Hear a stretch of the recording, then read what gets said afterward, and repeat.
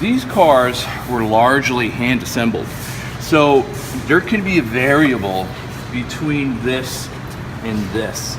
If you run into that situation, we've designed these brackets so that they're adjustable.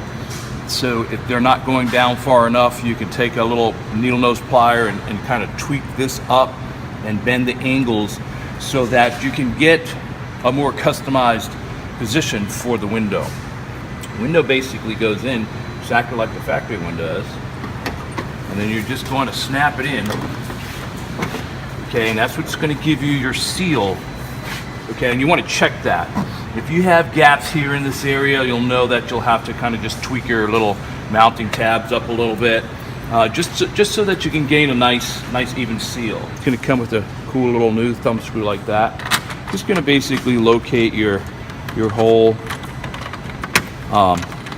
and then install it just the way the factory told you to. And this you're going to want to snug up pretty good, because that's going to keep your seals tight and your window in position. One of the things that you might have to do for this is to tweak the shape. Depending on your cover, how it's fitting, the variables between that, you can shape your window.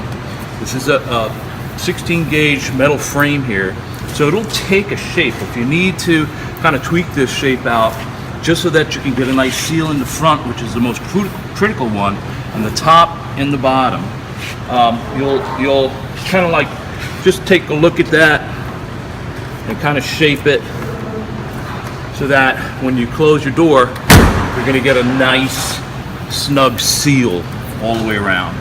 So we've added a couple of things to the ACC Gen 1 Viper window, which allows the window to be very stable with the top off.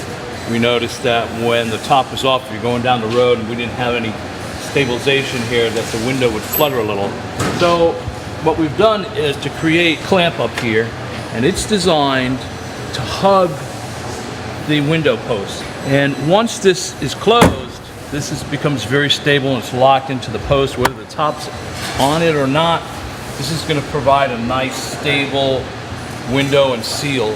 This gasket must sit on top of your post here. This is to allow the disparity between the outer part of the car and the inner part of the car. It's a little bit of a drop off. So we fill that to make that nice and watertight. When installing this, of course, we've already discussed that you can shape your window so that you can get a nice conformed seal. Over time, this may change a little, so you're going to want to periodically just make sure that your clamp is just going past the post and don't allow it to go in front of the post. What will happen is that if it goes in front, you probably won't break anything, but you'll have to reshape it, and you'll probably scratch your post. We've also, just for an extra added seal, we're going to ask you to put another gasket in here to continue up this gasketing all around the window opening. Your kit's going to come with a rubber gasket like this. It's going to be clearly marked driver's side or passenger side. And what you're going to do is just simply set it. You'll notice that this has a bit of an angle on it, and that's to allow the edge of the gasket to go right butt up against your window post. So it's very simple. You're going to want to clean that. Make sure there's no silicones or waxes or any kind of deposits or dirt. You want to clean this. Regular rubbing alcohol will work fine. And then you just set your gasket in. So you're just going to peel the liner, and remember that this angle is going to be set up right, nice and tight, up into the top area. So we're just going to go right here.